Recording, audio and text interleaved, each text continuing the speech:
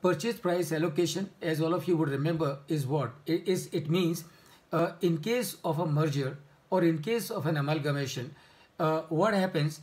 You let a company, let's say X, merge into company Y. So company X is the transferor company, a transferor company, right? And company Y is the transferee company.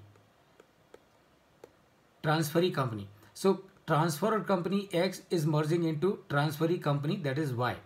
So as a result of this merger, what is going to happen? All the assets and the liabilities will get merged into the transferee company. All the assets and liabilities of company X will get merged into the company Y, which is the transferee company.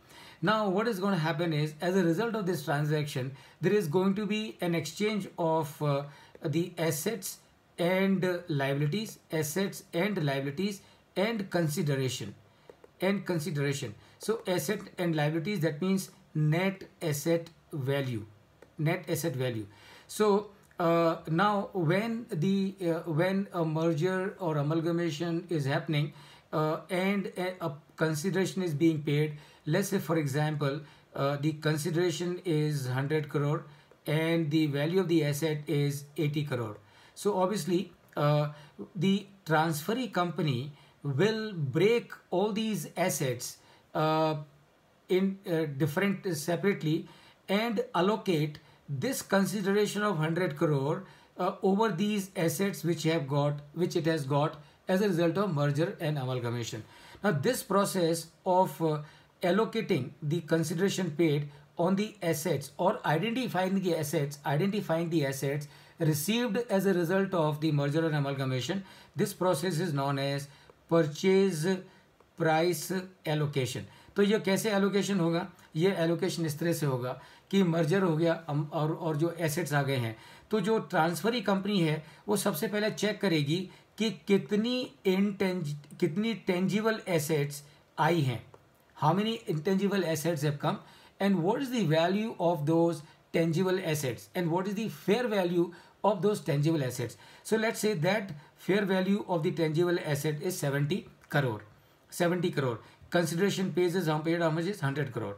Now the transferee company will identify कि कितनी सारी intangible assets आई हैं. And remember intangible assets में भी दो तरह की intangible हो सकती हैं. क्या मतलब है कहने का मतलब यह है कि one category of intangibles can be which are reflecting on the balance sheet, यानी कि जो ट्रांसफरर कंपनी है उस ट्रांसफरर की कंपनी पे ये इंटेंजिबल एसेट्स रिफ्लेक्ट हो रही हैं, they are showing in the balance sheet of the transferor company. And there may be some other intangible assets which are not showing on the balance sheet of the transferor company. But remember, does not really matter. Merger होने के बाद में, amalgamation होने के बाद में कुछ फर्क नहीं पड़ता है कि वो इंटेंजिबल एसेट बैलेंस शीट पे रिफ्लेक्ट हो रही है कि बैलेंस शीट पे रिफ्लेक्ट नहीं हो रही है. आपको तो ये देखना है, ट्रांसफरी कंपनी को तो ये देखना है कि वो एसेट मुझे मिले हैं कि नहीं मिले हैं. तो जो एसेट्स बैलेंस शीट पे रिफ्लेक्ट हो रहे हैं उनकी फेयर वैल्यू कितनी है, तो मालूम पड़ा कि उनकी फेयर वैल्यू है 5 करोड़. तो 5 crore of the consideration is allocated on the intangible assets which are reflecting on the balance sheet.